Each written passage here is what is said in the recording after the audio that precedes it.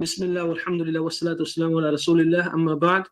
Welcome to another episode of Send in the Community with me, Hafiz Muhammad Umar. And for those of you who have been listening in the last few weeks, will know that we started this program, which is still fairly new, Send in the Community. Send stands for Special Education Needs and Disabilities.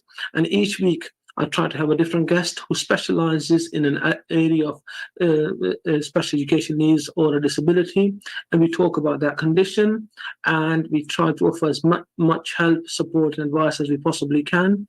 And today we are going to be talking about speech and language and what kind of therapy is available out there for anybody who has a speech and or a language difficulty. And I'm delighted to have Sonali Dutta with me here today. Welcome to you, Sonali. Thank you, Mohammed. Thank you so much. Really a pleasure to be on your radio show. Thank you, and it's wonderful having you with us, and we very much appreciate the time you've given to us this evening. Sonali is a speech and language therapist and currently works for an organization called Magic Words, where they offer therapy to young people in schools. And Sonali, tell us a bit about your role, please. Yes, I'm a speech and language therapist. I am a therapist for children and adults both, but mainly for children in the secondary schools and for adults. I'm a speech and language therapist who is working full-time in schools, in school settings, and also in settings like adult rehab centers. And also we have clinic clients, so clients come to the clinic. Or we go to a specific setting where the clients are to see them. So that's in a nutshell what we do. But of course, it's more detailed work which goes on every day. Seeing clients, having school caseloads, having clinic caseloads, managing the caseloads, and liaising with different professionals, multidisciplinary teams.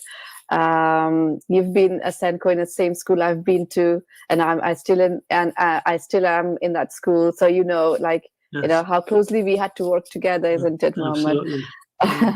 Absolutely. It's a very enriching experience and very fulfilling, I would say, to be able to contribute the best I can in my own professional capacity. Absolutely, thank you. And I would totally echo all of that. I think it is an incredibly challenging yet rewarding job that you do, and there is so much demand for it out there. So, Sonali, for anybody who might not have heard of speech or language difficulties before, tell us a bit about what is speech and language difficulty. Speech and language difficulties are anybody who is having difficulties with communication or differences with communication as a result of, it could be a neurological difficulty, a neurological condition, it could be a developmental condition, it could be something like a road traffic due to which there was a brain injury, it could be for adults, it could be a progressive neurological condition like dementia, Parkinson's, Huntington's disease, motor neuron diseases. For children, it could be something like autism, Down syndrome, cerebral palsy. So speech and language therapists would be providing treatment, assessment, management, and intervention for our clients with these difficulties.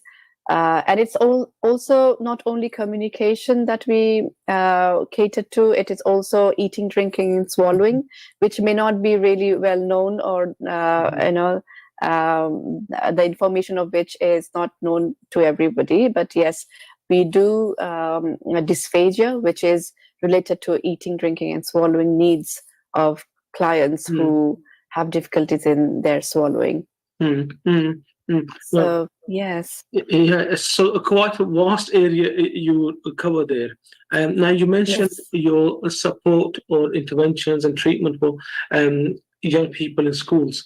So let's say if a particular person, parent or carer is concerned about speech and language or communication levels of their child, what can that parent do to try and get some kind of assessment done? I would say, for first and foremost, contact the schools. The school may have their own speech and language therapist. Okay. If not, the schools can commission a speech and language therapist to work for the school. So sometimes even the GP can help towards that. The NHS, they can refer the child to the NHS speech and language therapist, who can then assess the children and the child, and then take it on from there to the next steps. So yes, I would say to the parents that please reach out to the school. Every school have their own. They have their own SENCO or learning support. People who will be able to guide the parents accordingly to the right direction. Yeah, absolutely. And from my sort of like education background, if you're absolutely right, if somebody has a concern, absolutely speak to the school. And depending on the age of the child, if they're in a primary school, parents or carers might want to speak to the class teacher as first point of contact. If they're in secondary school, they might want to speak to the form tutor or the head of year.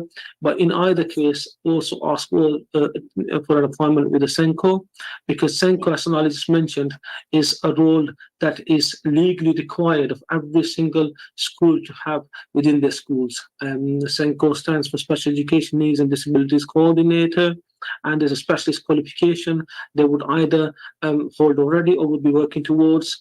And their main role within the school is to ensure every child with a special education need or a disability is catered for.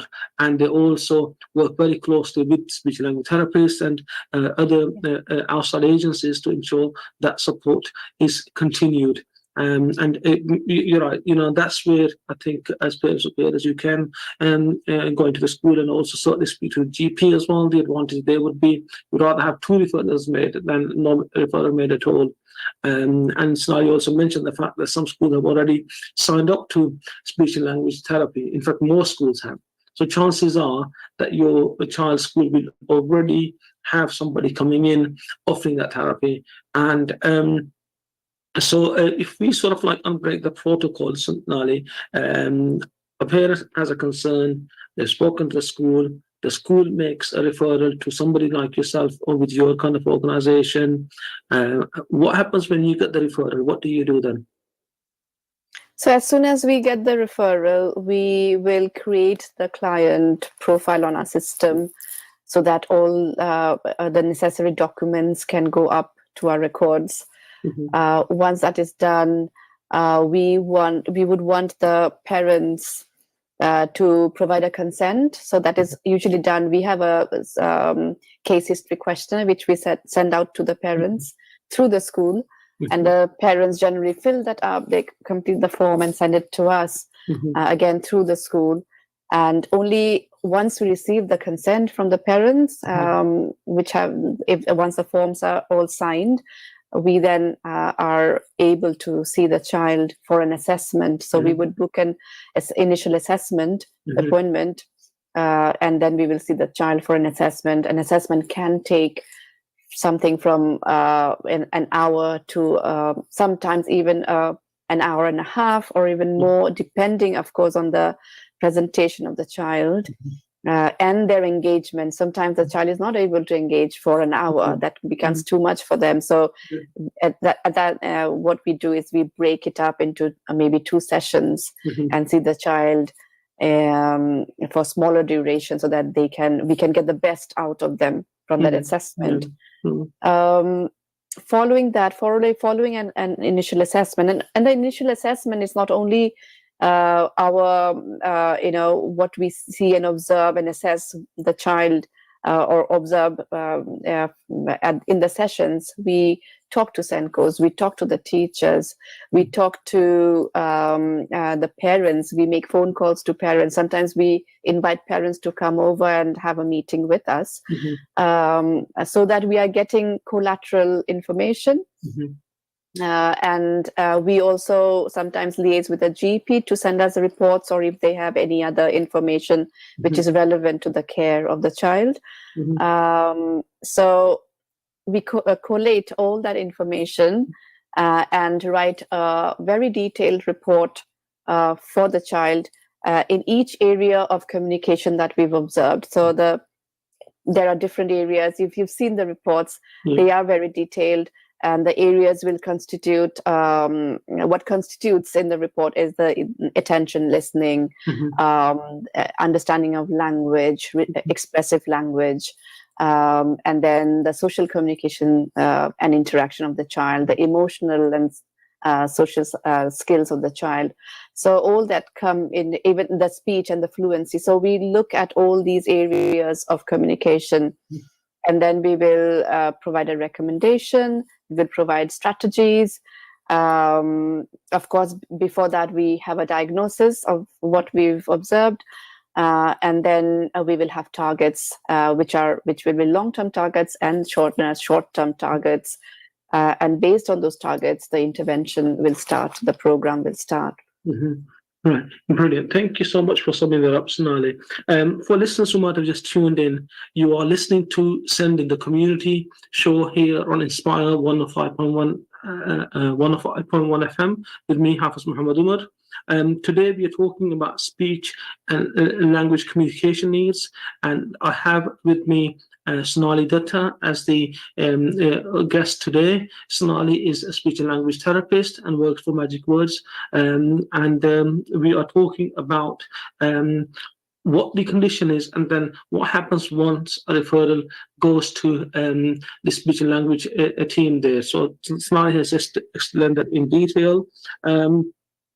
So once a person has come onto your register, Sonali, how long are they likely to remain on the therapy, or do you take that as case by case? What happens next then? Yes, it is case by case generally, because the therapy program which has been created is very individualized. So one child may need a block of, say, 8 sessions, and then can be discharged. A child with speech difficulties may have, there maybe with one speech sound error, they might have a block of few sessions, and then they can be easily discharged because they have achieved their target. However, with more complicated presentations, we may need longer. And sometimes because I am based in a school, I've seen children from year to year. So they have progressed from one year to another, but they've still maintained contact with me because of their needs, their ongoing needs. So the needs can be ongoing, the needs can be resolved depending on the purely on the condition and the presentation of the child, and their communication skills. So yeah, it is very individualized and it differs from child to child. And how long does each session last for them? The sessions in schools, particularly, they last for 30 minutes per child. In clinic, when we see clients, we can see them up to an hour. Okay. Our outreach sessions generally are an hour, but sometimes when clients come to our clinic, we can see them for half an hour or an hour, depending on the preference and the need, of course. We always have that joint goal setting and joint conversation with the parents, because we do not want to always dictate to parents what they have to do. We always bring parents, involve parents in the planning of the child's intervention, so that everybody is on board. We are all agreeing to the to what we want to do, to the next steps. So you mentioned there that within a session you would work on certain areas of the need, and then you send out the recommendations to parents. But also, if I remember correctly, you used to also share those with me as a Senko for me to pass that on to all the subject teachers for the child. We're talking for secondary school here, so the children would have had a number of teachers each day. then I would have added those recommendations to the child's student profile, which is readily accessible to all teachers. So if a child has a particular sound difficulty, then the whole purpose of sharing this information was so that the child gets as much opportunity to practice that sound until the following session when they urge you to see you again. And it's almost like a homework which is ongoing because it's consistent, and we share it out to all parties involved so that they could work on it, including parents or carers at home as well. At the time, I would get TAs to actually work on a particular sound if there was greater need for a sound to be worked on after your session, and so that there is that continuity. Yes, absolutely, absolutely. And I mean, children come to us for only 30 minutes a week. That's not enough. And it's only with the support of the school and the parents that the children can get that opportunity, maximize that opportunity to incorporate the targets and incorporate the program. And then that's how generalization takes place. So the more they are able to practice, the more opportunities for generalization of the skills take place as well. So it's so important that everybody around the child is involved in the therapy process. Absolutely. And then in terms of the session itself, that half an hour session, what sort of things can the young person expect to do whilst they're there with you in terms of, I know it's the sounds of communication you're trying to work on as a therapy. And just for any listeners out there who might be thinking, you know what, my child needs this, but they are very worried about what it might be if, communication is a difficulty. Will they be forced to talk? Are they just upset there? What kind of activities could they expect?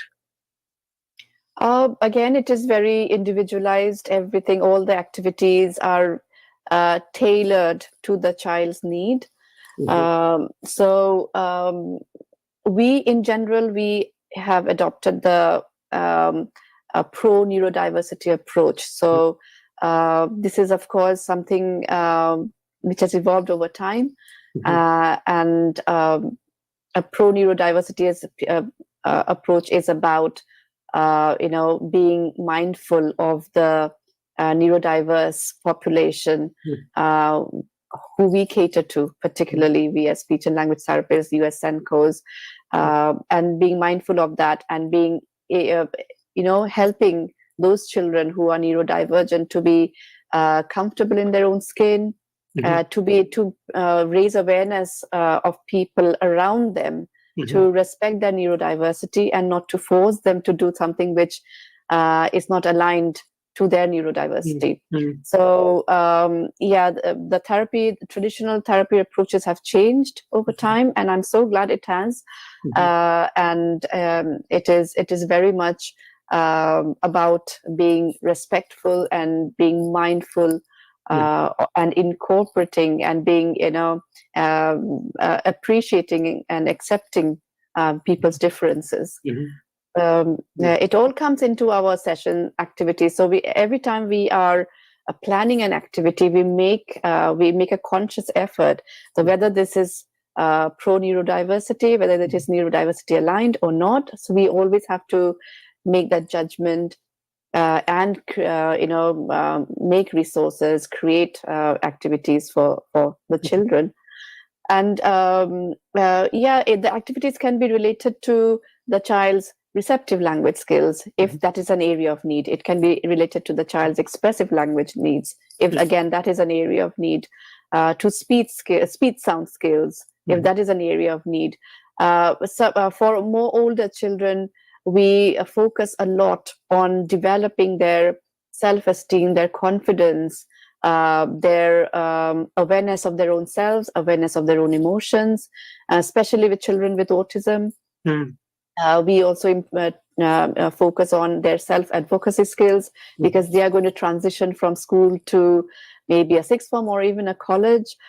So we are mindful of that. So we want to equip them with the tools they need when they are out of school, because the support will vary when they are out of school. A school is a more protected place, but once they're out of school, they will need to advocate for their own selves. So that is a big area which we focus on in our work as well. So it varies depending on the age of the child, the presentation of the child, the skills of the child.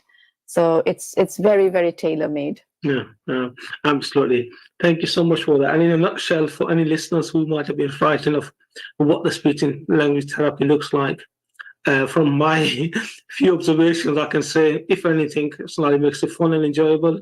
All of these, complicated terminologies you might think this therapy is using, that's in the background. The reality is offering that therapy through fun, play, and games. What comes Absolutely. to mind, I think that was one game that some of our young students enjoyed a lot. And the first 10 minutes would have been around that. They will be getting the therapy without even realizing actually they're getting the therapy. And credit to you, this Sonali, I think that was amazing because at times we ended up sharing the same office while she was offering the therapy and I was working in the background. And there was often this real excitement and a joy and a smile on the faces of the children as they came in, because that was something they looked forward to. If anybody is thinking my child needs this and they are fearful, I don't think they have anything to worry about at all. So long as they've got somebody, with a similar approach to knowledge, which I'm sure all therapists have. It's less of a fearful opportunity, more of a fun and enjoyable chance to really work on the skills that they desperately need. In a very friendly and a positive manner. I think as parents or carers, you just got to reassure yourself that if there is that speech and language need or a communication need, please consult your child's class teacher or ask for the SENCO and try and get a referral to the therapist team. If you just tuned in, you're listening to Sitting in the Community with me, Hafiz Muhammad Umar, here on Inspire 105.1 FM. And in today's session, we are talking about speech, language, and communication need.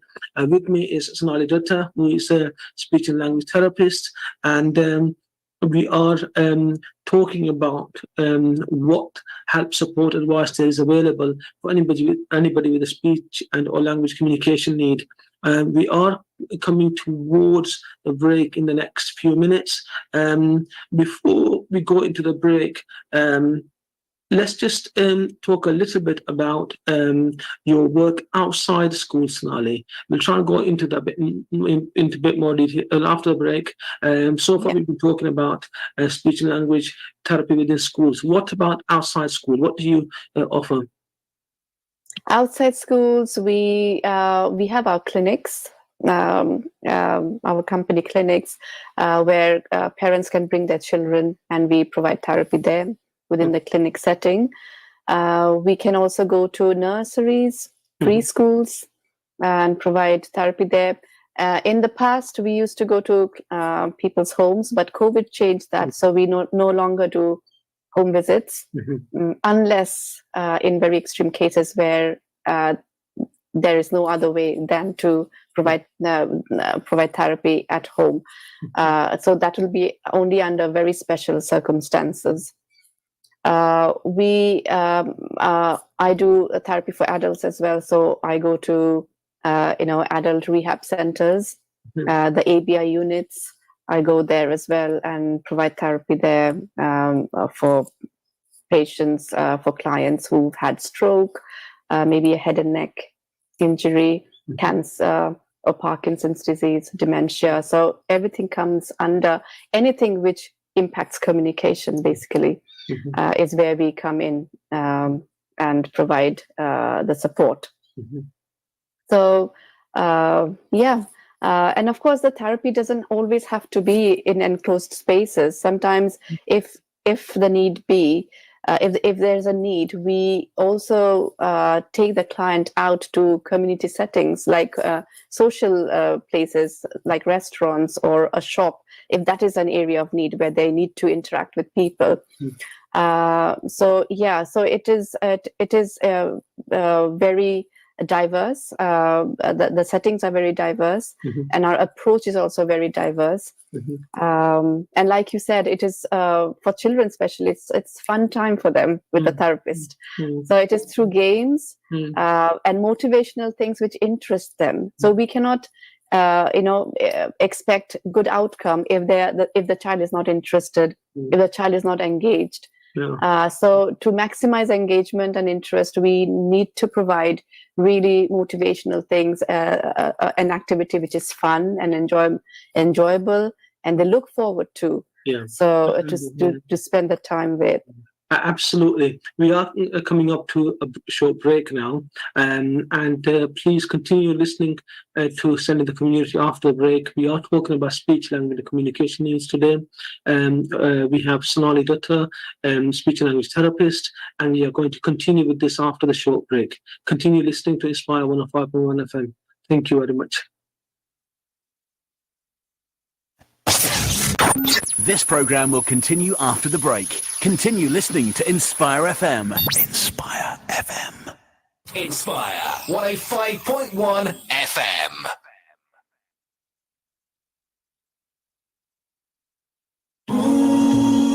Assalamu alaikum. My name is Safana, co-founder of Project Ribcage. Find out about everything that we do on projectribcage.com, and feel free to follow us on YouTube. My message for today is for anyone looking to inspire change, and it is, if not you, then who?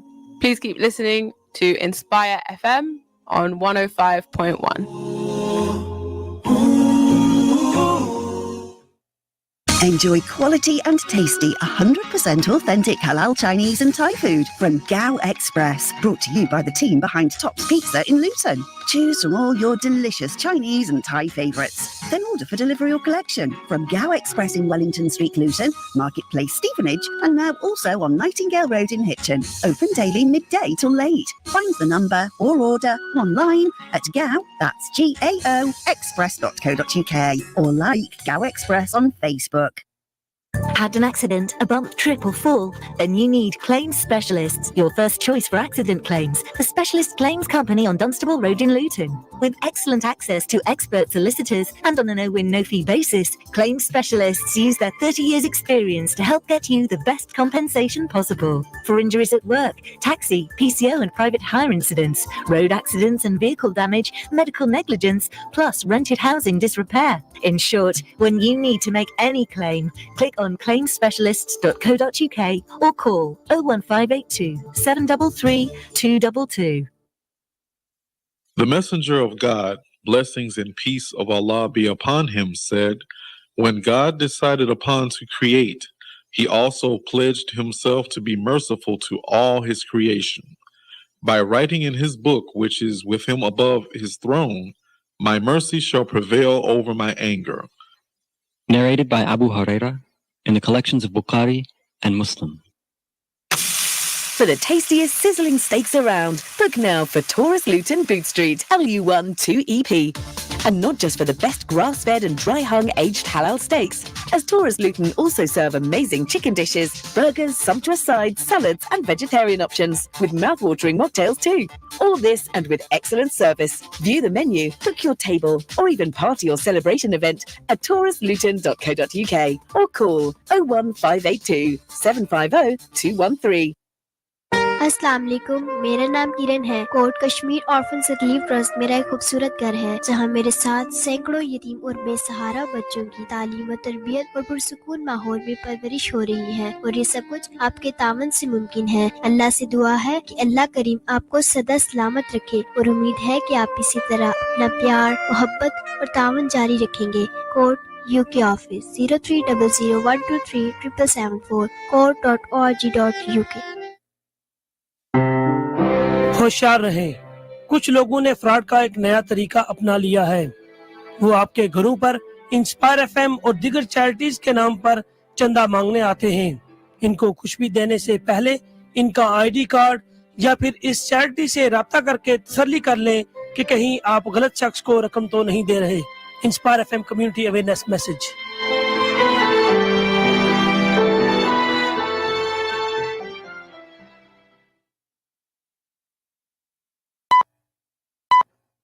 From the studios of Inspire FM, the time is now 7:30.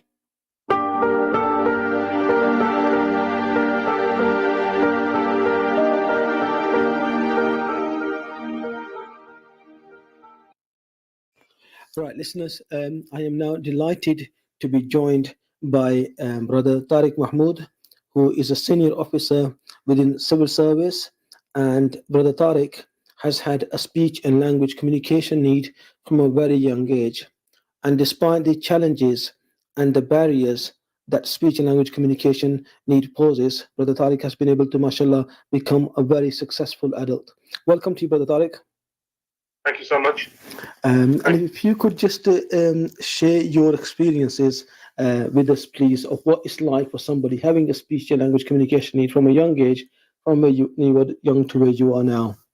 Right. Yeah. Thank you very much for that. I was told by my parents that I had this from the age of about 3 years old.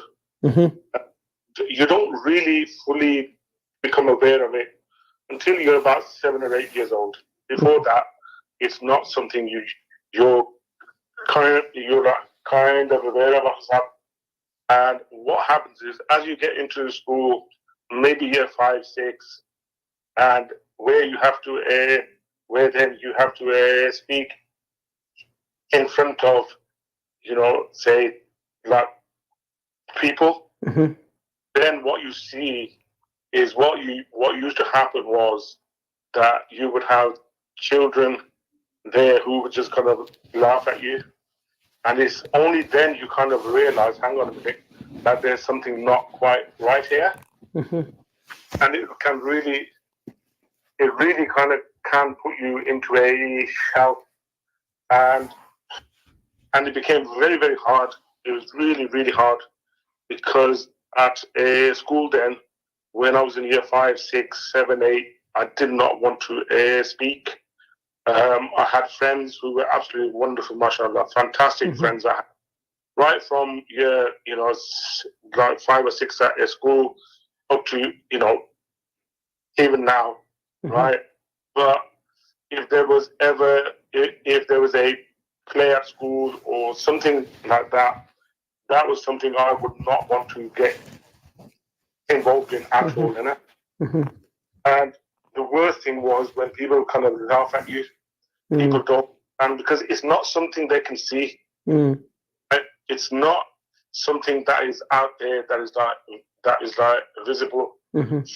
For example, just to kind of introduce yourself, that's really hard, because people find it very, very hard to actually say their own name.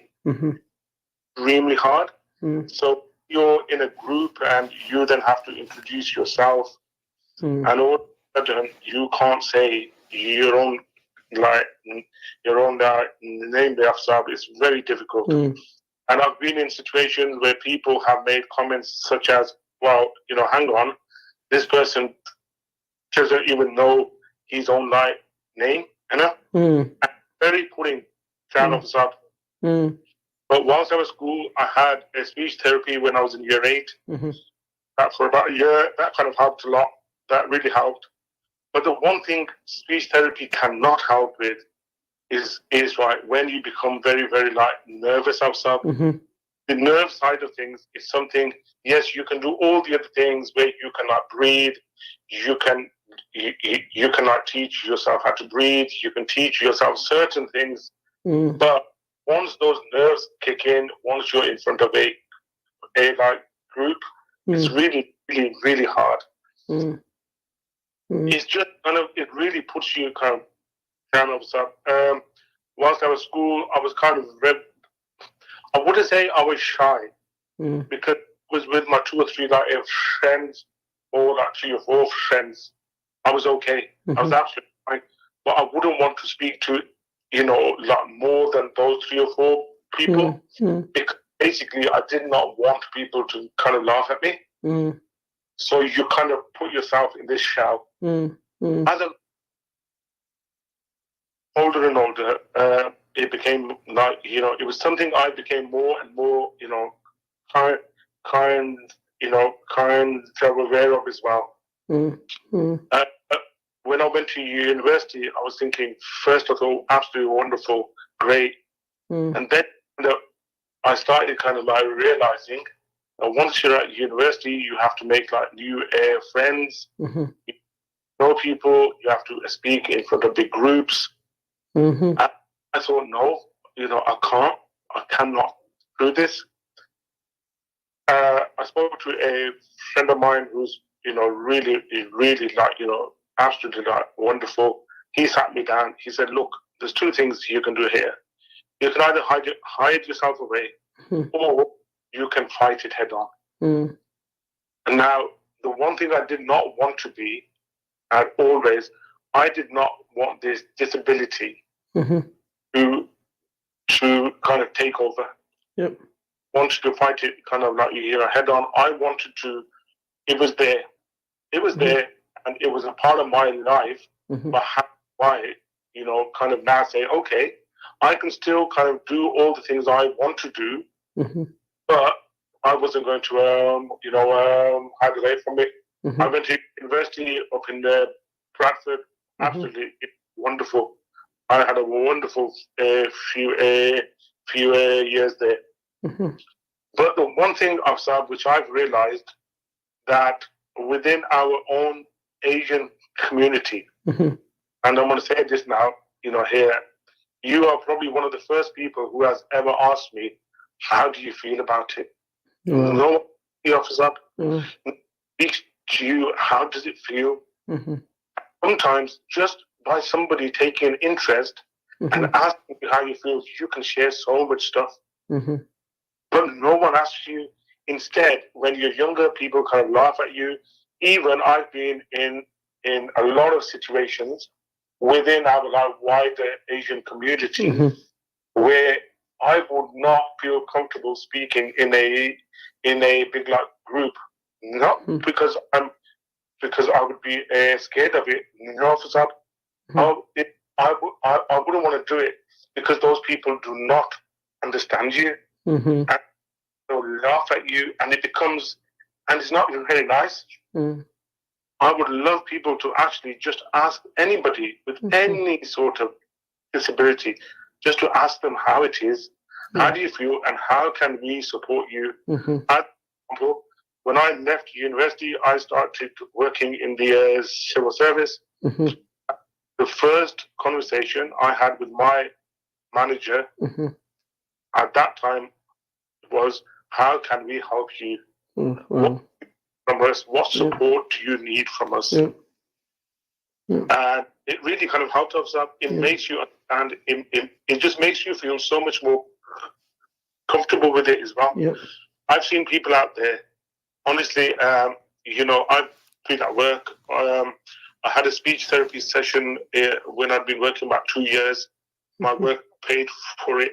It was absolutely, Right. Welcome back to Send the Community with me, Hafiz Muhammad Umar. And for those of you that would have been tuned in before the break, you will know that today we are talking about speech, language, and communication needs.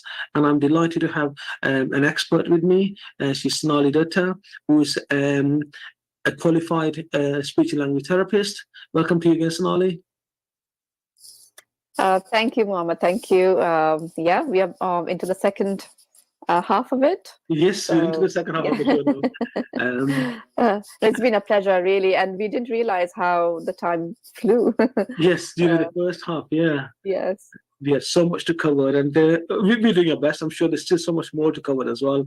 Yes, there's always so much more to talk. And so for listeners who were tuning for the first half, will know that our conversation was predominantly concentrated around speech and language therapy support in and around schools. So talking about primary schools, secondary schools. There's one element of school that we'll talk about now before we move on to the work that Sonali and Magic Words do with people outside schools, and that is work relating to special schools. So how does speech and language work in the special school, Sonali? Is it similar to or different from mainstream schools? It is similar, as in we go there, we do the assessments, we have reports, and then we liaise with all the the school staff members over there. We liaise with the parents, and it's similar in the basic structure of our work. But of course, because it's special schools, it needs more intensive engagement from the therapist, specialized therapy approaches catered to that specific setting, or the specific caseload. So, for example, a special school for children with autism. So we would be mainly, the approach will be autism directed. It would be very basically catering to the needs of the children over there. With special schools, the needs are very high, the support needs are very high. So it is about doing really detailed, and the children will be very complex in their presentation. Sure. So it is about doing very detailed assessments, and some children may need AACs to be used because they may not be having a verbal mode of communication. So for them, we need to devise very, very individualized resources so that they can be supported in their communication. So AACs, we can do communication books. We can have very specific AAC devices, like the electronic ones, which can be an eye gaze or a grid player. So it depends on the needs of the child. And the needs will be very, very highly specialized in those special schools.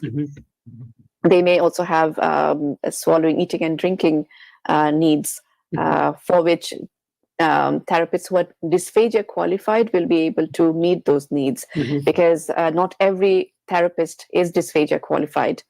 That is changing now, that students who are qualifying, therapists who are qualifying now from university, are qualifying with dysphagia qualification. But historically it was not so. Therapists who qualified, they needed an extra qualification to be able to provide dysphagia service, dysphagia intervention. So so that's how it goes in special schools. Yeah, brilliant. Thank you so much for summarizing that so eloquently there, Sonali. For listeners who might be thinking, what is an AAC device? It's the augmentative and alternative communication device which is used within the speech and language therapy, and the assistive technology, sometimes referred to AT.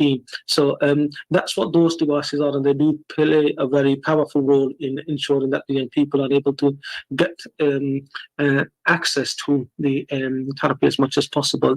And in terms of the duration, Sonali, would the sessions in a special school still be typically around half an hour, or is that reduced depending on the level of the young person you're working with?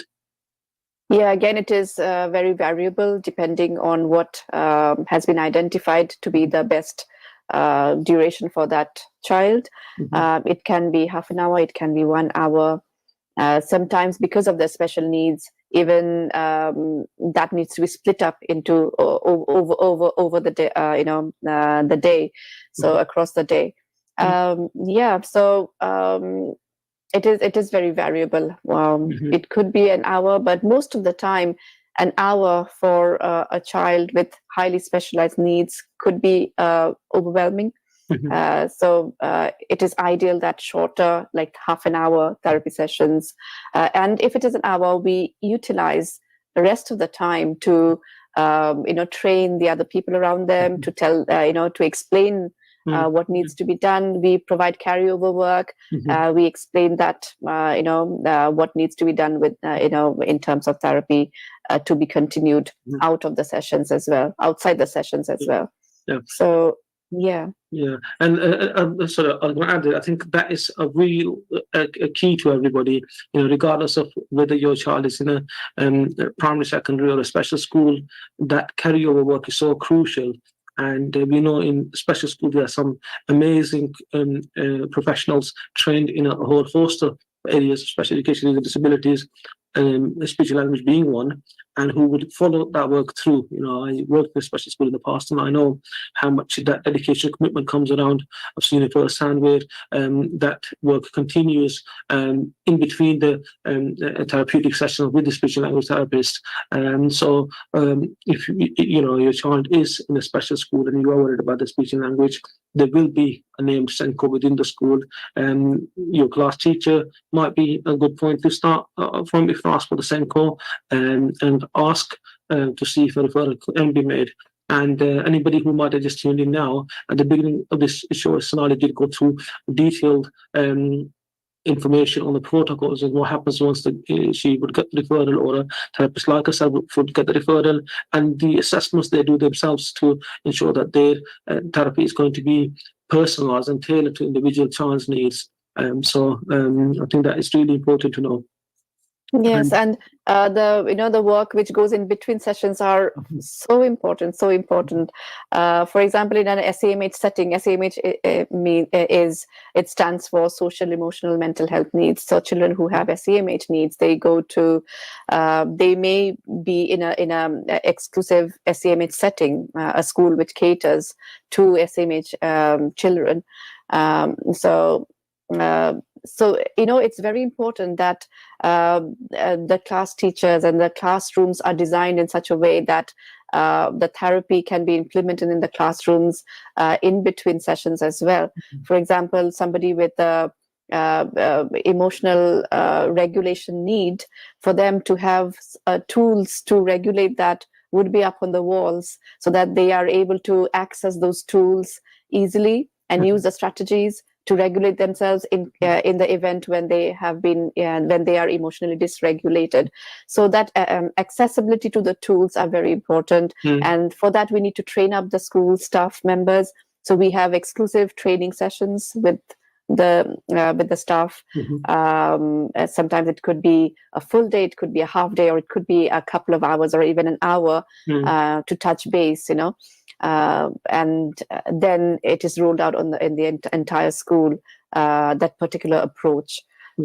So it is very, very, very important that those are rolled out school-wide, so that the teachers and the TAs, the LSAs, they know how to help and support the child when the therapist is not there. Yeah. Brilliant. Thank you so much for summing it up as well, Sonali. And so, listeners, you are listening to Send in the Community with me, Hafiz Muhammad Umar, here on Inspire 105.1 FM. And today we are incredibly grateful to Sonali Dutta, who's the speech and language therapist and works with Magic Words. She has very kindly given time to us. And we are talking about speech, language, and communication needs at the moment, and with the view to consider the therapy that's offered. So far, we've been talking about young people of school age and what kind of help, support, and advice is available to them within the school settings.